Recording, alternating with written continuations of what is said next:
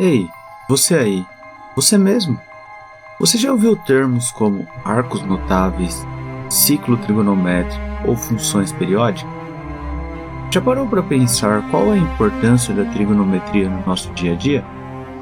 Eu esperei que eu vou chamar uma pessoa para te explicar melhor. O professor Palhares está ocupado. Eu sou seu assistente e vou explicar o que é este projeto. Nessa série de vídeos, vamos relembrar os principais conceitos da trigonometria e como eles são aplicados em diferentes áreas da tecnologia para resolver problemas do nosso cotidiano. Para colaborar nessa missão, foram convocados os alunos do Colégio Universitário da USCS, a Universidade de São Caetano do Sul. Eles utilizaram a metodologia de aprendizagem baseada em projetos para mostrar para vocês como o ensino de matemática pode ser realizado por meio da aprendizagem significativa. Sejam muito bem-vindos ao futuro da educação.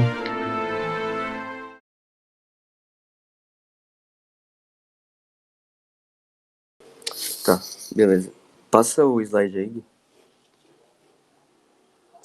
Bom, então a gente vai começar falando um pouco da definição de ondas no geral, né?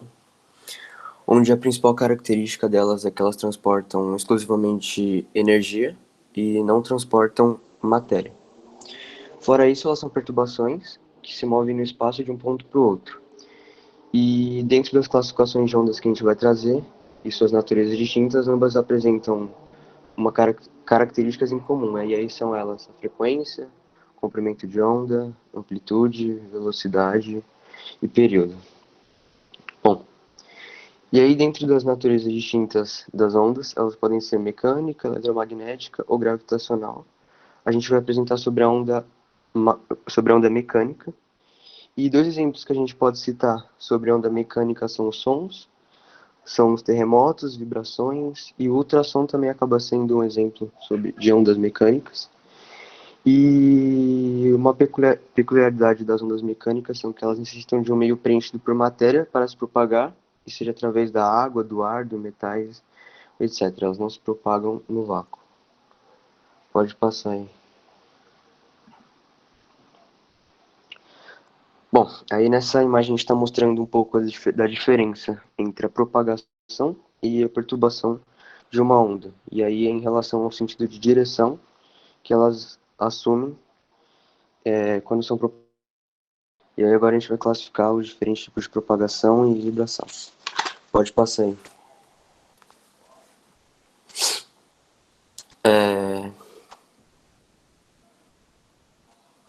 Tá, sobre perturbação existem as ondas classificadas em longitudinais e transversais. Como exemplo de onda transversal, a gente pode citar uma onda produzida por uma corda, quando balançada.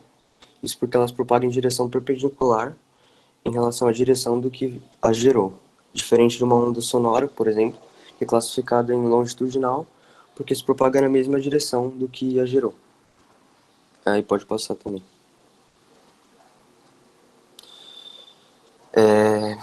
E aí, as ondas também podem ser classificadas pelas direções que elas se propagam no espaço. Dentro dessa classificação existem as ondas unidimensionais e bidimensionais e as tridimensionais. Como exemplo de onda unidimensional, dá para citar a energia de potencial elástica, onde, onde as ondas unidimensionais se propagam apenas em uma direção. E aí, nesse raciocínio, dá para entender que as bidimensionais se propagam em duas direções simultâneas, como exemplo de uma pedra quando cai em algum lago, por exemplo. E passa aí, pode passar.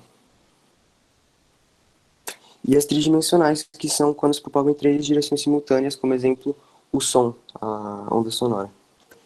E aí agora o Vinícius vai falar sobre o sistema massa-mola. O sistema massa-mola, ele é um dos mais simples possíveis que tem.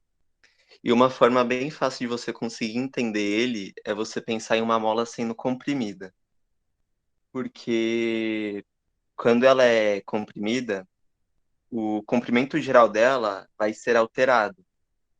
E quando ela para de ser comprimida, ela solta a força rastreadora de origem, que faz ela voltar à posição de equilíbrio de origem dela.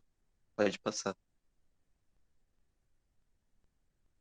E as, as equações de massa-mola são obtidas com base na segunda lei de Newton, que, que qualquer força colocada sobre o corpo de massa é uma força elástica.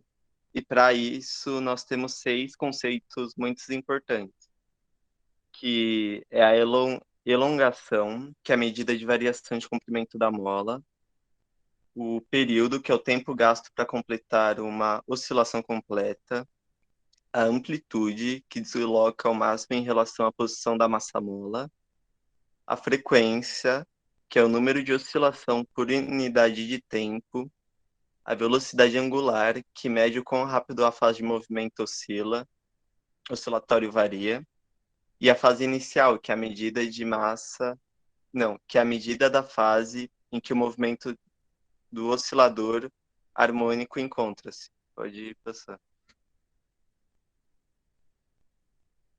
Aqui nós temos um exemplo de equação da massa-mola, que ele é resultante sobre o corpo de massa, que é uma forma elástica, que essa forma é equivalente ao produto da massa do corpo pela aceleração.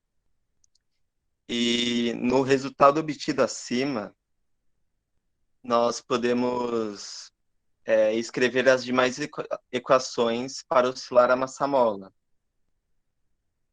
Pode passar.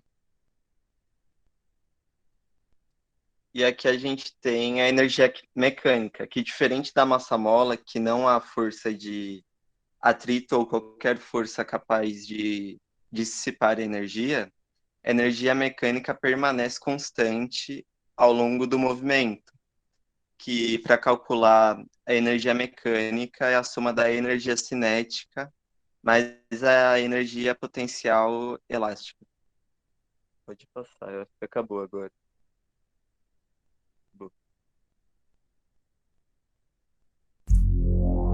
Ei, Terraque, você mesmo. Deixa aí nos comentários que tipo de conteúdo você quer ver por aqui. Se inscreva no canal e não vai esquecer de curtir e compartilhar o vídeo, pois a inteligência artificial está te observando.